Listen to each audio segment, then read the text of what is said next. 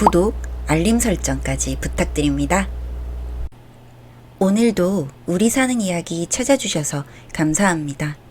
사연자분이 보내주신 이야기 시작해 볼게요. 안녕하세요. 저는 30대 중반의 남자입니다. 결혼한 지는 5년 정도 되어 가고요. 현재 아이 하나 키우면서 살고 있습니다. 전 결혼을 하게 되면서 한 번 이직을 하게 되었습니다. 제가 다니는 직장이 영업직이었던 터라 솔직히 저와는 조금 안 맞는 부분이 있었습니다. 성향상 조용한 편이다 보니 영업을 하는 게 생각보다 편치 않았으니까요. 그래도 한 번 발을 들이면 꾸준히 하는 타입이라 그냥 그렇게 다니고 있었습니다. 제 와이프에게는 언니가 한 명 있고 형님도 계십니다. 형님은 작은 중소업체를 하나 운영하고 계셨습니다. 그래도 꽤 잘 벌고 있다고 했고 그래서인지 와이프는 언니에게 많은 도움을 받으면서 지냈습니다. 여자들끼리는 옷이며 신발이며 이런 걸 좋은 걸로 사는 게 나름 스트레스 푸는 방법인데 아무래도 언니가 돈을 잘 쓰다 보니 와이프는 덕을 좀 봤죠. 그러다가 형님이 운영하시는 곳에서 사람이 하나 필요하다고 했고 돈과 관련된 자리다 보니 믿을 만한 사람이었으면 좋겠다고 했고 조심스럽게 저에게 같이 일을 해보고 싶다고 하셨습니다.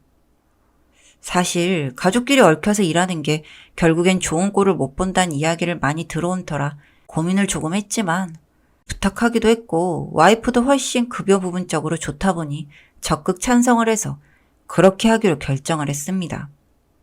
그런데 그게 문제의 시작이었던 것 같습니다. 작지만 그래도 업체에서 돈을 관리하는 일이다 보니 아무래도 형님과 자주 만나야만 했고 그게 매번 유쾌하게 마무리되기가 힘들어지기 시작했습니다.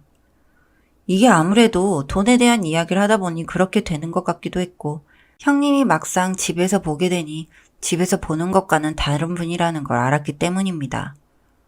저는 전 직장에서도 직장 상사가 괴롭히는 걸 많이 당해왔습니다. 어린 나이부터 영업을 배우다 보니 짬밥이 적은 시절부터 참 꾸준히도 괴롭힘을 당해왔던 것 같습니다.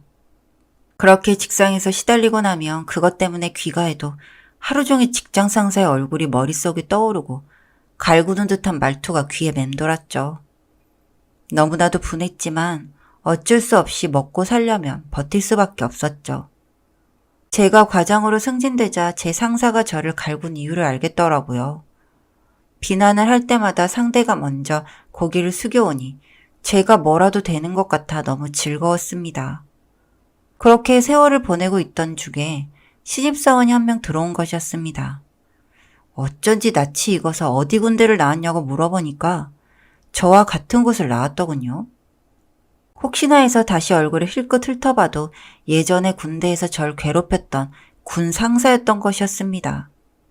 당시 저는 하사였는데 처음에는 접촉점조차 별로 없던 사이였죠.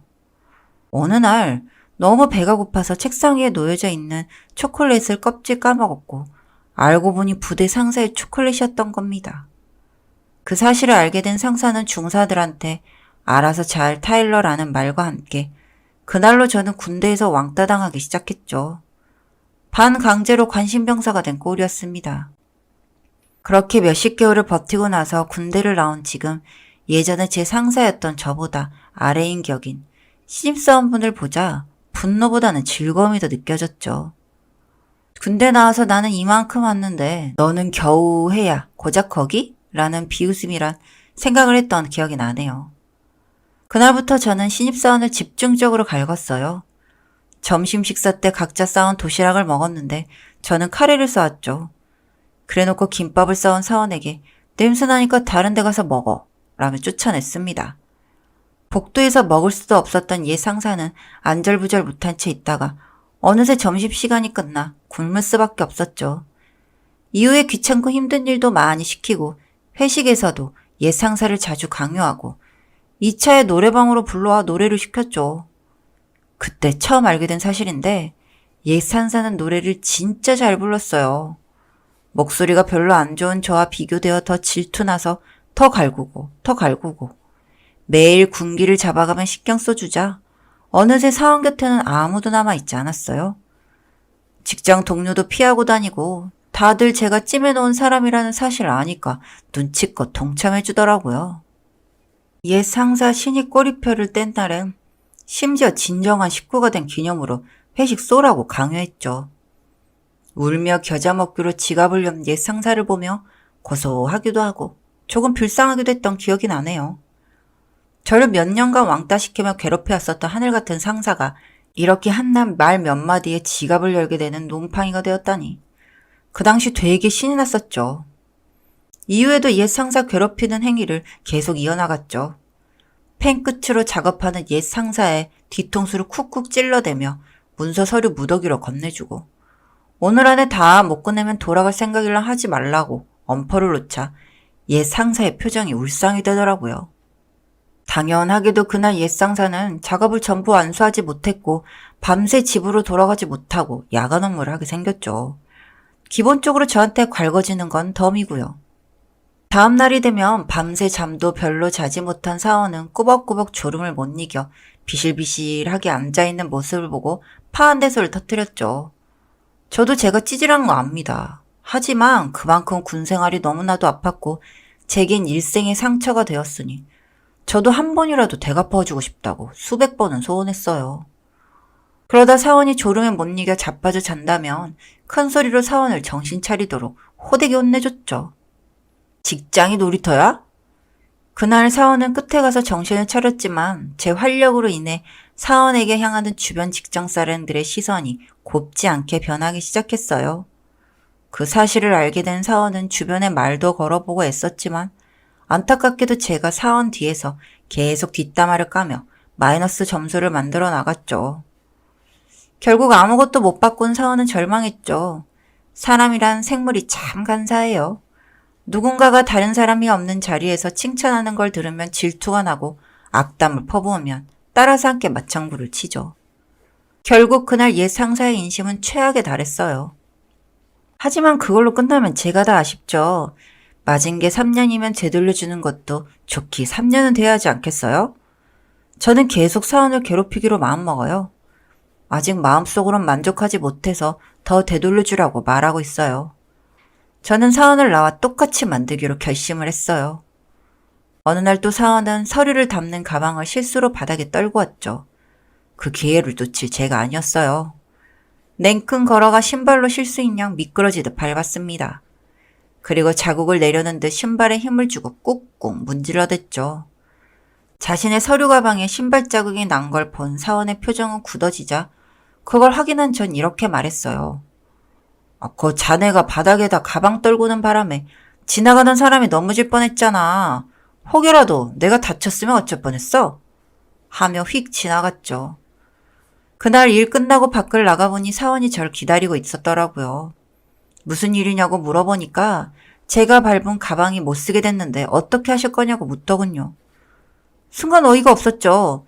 지 초콜릿 하나 먹은 것 때문에 남은 3년을 뺏어간 놈이 할 말이랑 못할 말이 있지 하는 생각에 잘 좀 빨아봐. 다이소에 가서 500원 넣으면 잘 빨아주니까 그 집도 가고. 나도 저것 때문에 넘어질 뻔했는데 내 잘못은 아니잖아? 서류 가방을 소중하게 안다는 네 잘못이지 라고 하며 10,000원짜리 지폐 3장을 인심 쓰듯이 던져주었죠. 그리고 슬쩍 옛 상사의 표정을 살펴보았죠. 분노와 절망에 일그러져 있더라고요. 하지만 어쩌겠어요. 내가 갑인데. 하루는 사원이 고래고래 소리 지는 일이 있었죠. 참다 제 화에 못 이겨 분통을 터뜨렸어요. 도대체 자기한테 왜 그러냐고. 과장님 때문에 너무 힘들어 미쳐버릴 것 같다고. 그 말이 워낙 절절하게 울리고 호소력 있게 들려 문득 내가 좀 심했나? 이런 생각이 들었죠. 그래서 그날 일 끝나고 사원을 불러 둘이 옥상으로 가서 사실대로 다 털어놨죠. 사실은 예전에 우리는 같은 부대 출신이었다고. 예전에 자네들이 날 너무 건드려서 처음 신입사원으로 만났던 날부터 참지 못했다고. 아니, 참지 않았다고 했죠. 그 말을 들은 옛 상사는 순간 벙쪘죠. 반응을 기대하지 않아서 저는 그냥 옛 상사를 뒤에 두고 계단을 타고 밑으로 내려갔어요. 만약 뒤에서 옛 상사가 절 때린다면 곧바로 신고해버릴 거고 그만 멈춰달라고 부탁해도 멈추지 않을 거예요. 그만해달라고 할 때 그만해주면 그게 괴롭힘이겠어요? 장난이겠죠. 저는 옛 상사가 어떤 결정을 하든 간에 안 좋게 받아들일 준비가 되어 있었어요. 그러게 너도 그때 내가 그만해달라고 했을 때 그만했으면 얼마나 좋아. 다음날 아침에 들어보니까 옛 상사가 사직서를 내오더라고요. 오히려 다행이라는 생각이 들어 다시는 보지 말자는 기온 어린 생각과 함께 저는 다시 회사 일에 열중하기 시작했어요. 군대에서 있었던 몇 년의 응어리는 풀린 채로 마음 놓고 일하니 작업이 너무 잘 되더라고요. 오히려 승진까지 따내서 30 중반까지 버티다가 금이 환영하여 고향으로 돌아가 장가도 가고 작은 개인 사업장을 하나 일구어내어 CEO 자리에 한번 앉으며 편안하게 말년을 준비했죠. 돌아보면 참 별거 없었던 것 같아요. 그놈들 때문에 내가 받은 상처를 생각하다 되갚아주는 과정에서 나도 그놈들과 똑같은 놈이 된 건지 가끔 착각도 들더라고요. 하지만 후회는 안 들더라고요. 나쁜 놈한테 받은 대로 되갚아주기만 하면 됐는데 내가 무슨 잘못이냐는 생각을 하면서 자기 합리화 같은 것도 해봤죠. 예전엔 가끔 악몽에서만 나오던 걸 빼면 다신 마주칠 경우가 없으니까 점점 잊어보려 하기도 했죠. 하지만 다시 만나보니 생각이 바뀌더라고요. 원래 인간은 생각이 자주 바꾸는 동물이잖아요. 결국 끝까지 옛 상사를 쫓아가서 저의 악몽을 덮기 위해 옛 상사에게 악몽을 남겨주는 셈이었지만 그게 어떻게 보면 아주 나쁜 짓일 수도 있고 순환의 고리를 이어가 많은 주변 사람들에게 악영향을 끼칠 수도 있다고 생각하지만 저는 제가 참 기분 좋은 복수를 했다고 생각해요. 원래 참에는 응어리를 풀고 나서 해도 늦지 않으니까요. 사연은 여기까지였고요. 우리 사는 이야기 시청해주셔서 감사합니다.